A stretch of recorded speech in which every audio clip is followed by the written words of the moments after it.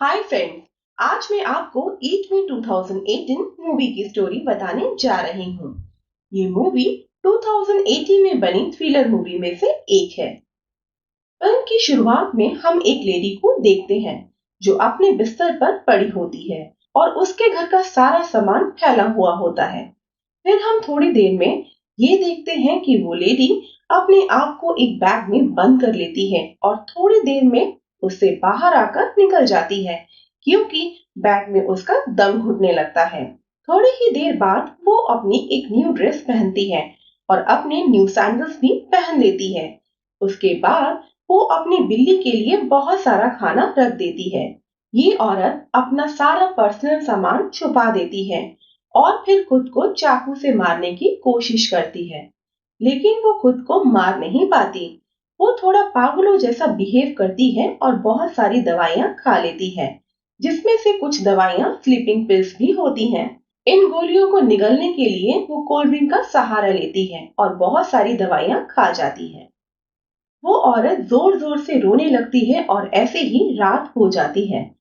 हम इस औरत के घर में बहुत सारी फोटोग्राफ्स भी देखते हैं जो इसकी पुरानी पिक्स होती हैं और उन पिक्चर्स में एक बच्चा और आदमी भी होता है। थोड़ी ही देर बाद हम देखते हैं कि दो चोर अचानक से उसके घर में चोरी करने आते हैं और ये दोनों चोर घर में घुसते ही उस औरत पर हमला करते हैं। लेकिन ये देखते ही देखते ये औरत पहले से ही बेसुध पड़ी हुई थी।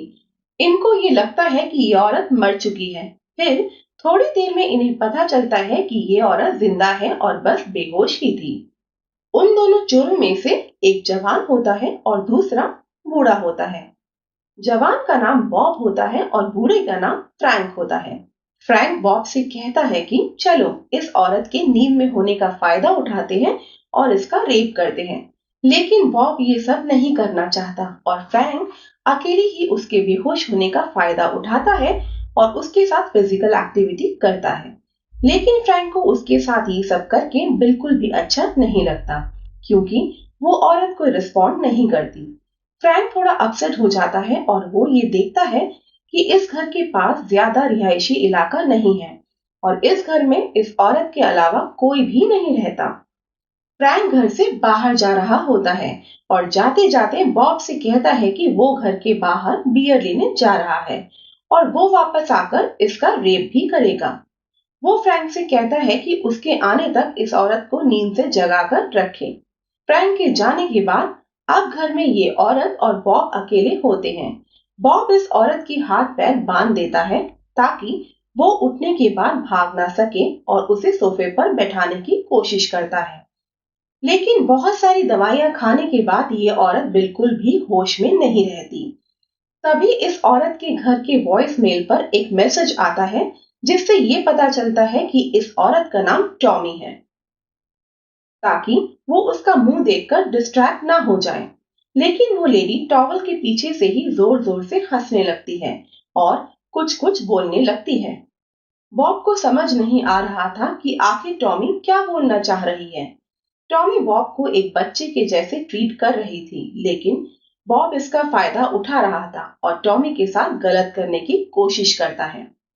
लेकिन तभी टॉमी बॉब के ऊपर वॉमिटिंग कर देती है और बॉब को बहुत ज्यादा गुस्सा आ जाता है। टॉमी बॉब को देखकर हंसती रहती है।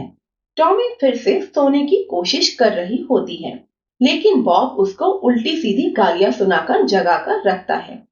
फिर बॉब टॉमी के साथ जबरदस्ती करने की कोशिश करता है और टॉमी उसके प्राइवेट पार्ट को काट लेती है और दूर भागकर पास में पड़ी दवाइयों को उठाकर खा लेती है, जिसके बाद उसे फिर से नशा होने लगता है और उसको जगाए रखने की कोशिश में बॉब उसको वॉशरूम में जाकर नहला देता है। उसके बाद टॉमी जोर जोर से चिल्लाने लगती है, लेकिन उसकी आवाज सुनने वाला कोई नहीं होता।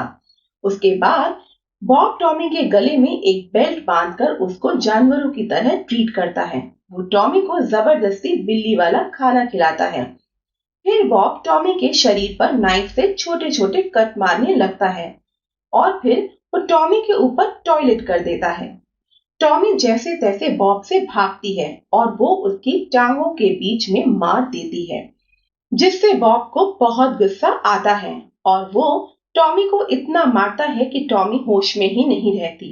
ऐसा लगता है जैसे वो मर गई है, लेकिन वो मरती नहीं है, बस जख्मी हो जाती है। टॉमी बॉब को बहुत ज्यादा गुस्सा दिलाती है ताकि बॉब उसे मार दे। फिर बॉब को बहुत ज्यादा गुस्सा आता है और वो टॉमी का रेप कर देता है, लेकिन वो उसे मारता नहीं है। बॉब को फिर टॉमी का लिखा हुआ एक सुसाइड नोट मिलता है जो कि उसने छुपा कर रखा हुआ था। बॉब टॉमी का सुसाइड लेटर पढ़ता है जिसमें लिखा हुआ था कि टॉमी मरना क्यों चाहती थी। उस लेटर में एक बच्चे का भी जिक्र होता है। फिर टॉमी बॉब से वो लेटर छीन कर खाने की कोशिश करती है, लेकिन बॉब उसे ऐसा नहीं करने देता और उससे वो लेटर छीन लेता है।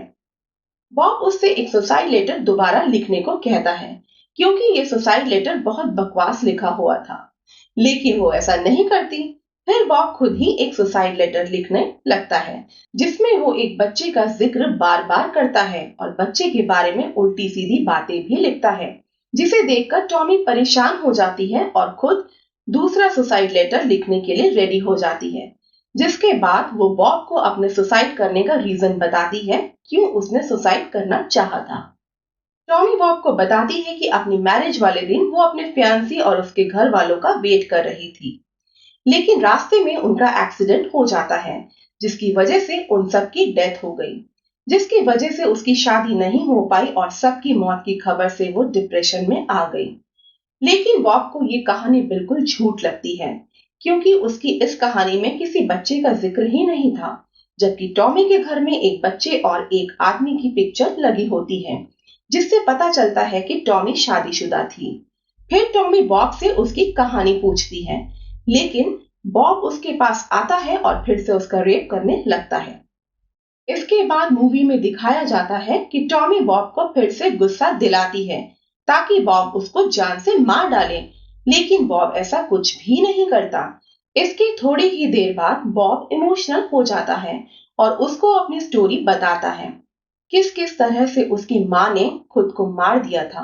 बॉब उसको बताता है कि उसकी माँ एक प्रोस्टिट्यूट का काम करती थी और इसका पता उसके घर वालों को चल गया, जिसके बाद उसकी माँ ने शर्मिंदा होकर खुदकुशी कर ली और तब से बॉब बेसहारा हो गया और चोर बन गया। अब बॉब और टॉमी दोनों एक दूसरे के इमोशंस को समझने लगते हैं। तभी वहां फ्रैंक अपनी बियर लेकर आ जाता है। फ्रैंक बॉब को टॉमी को पकड़ने के लिए कहता है, लेकिन बॉब फ्रैंक को कुछ भी करने से रोकता है और उससे कहता है कि टॉमी को जाने दे। लेकिन फ्रैंक नहीं मानता और वो टॉमी को बांधकर उसके साथ जबरदस्ती करने की कोशिश करता है, जिससे कि बॉब को टॉमी के ऊपर तरस आ जाता है और वो टॉमी को चुपके से एक नाइफ पकड़ा देता है। टॉमी उस नाइफ से फ्रैंक के ऊपर वार करके उसको मार देती है और उसे अपने ही पेट में मार लेता है। मूवी के एंड में ये सीन दिखाया जाता है कि बॉब टॉमी की गोद में लेटा हुआ है और टॉमी उसे बच्चे की तरह फीड करा रही है और मूवी यहीं पर खत्म हो जाती है। Thank you.